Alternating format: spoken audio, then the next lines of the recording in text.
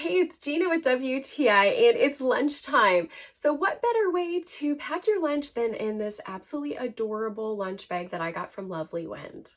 Some things that I really like about it are, first off, its size.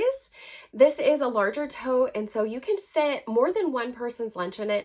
Or if you're like me and have a ton of different little containers and different things to drink, then you might use up all the space yourself. It keeps things nice and cool when you put a freezer pack in it because it has insulation on the inside. And a total bonus is that it has a pocket on the side with elastic that can hold a large water bottle. This design is so stinking cute. It has corduroy fabric, which I love the feel of. It's nice and soft. And then these little tiny strawberries and polka dots throughout it. It is so adorable. I like that it has the option for a shoulder strap that's adjustable or the hand straps. I also like that it has a front pocket so I can put things like my vitamins or little condiment packets. I just love this lunch bag. It's cute and serviceable, and that's my point of view.